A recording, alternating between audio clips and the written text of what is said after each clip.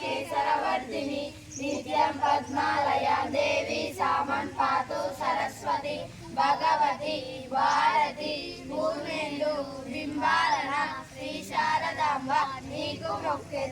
Sekhara శివాచార్యాం సద్గురుం ప్రణామ్యం.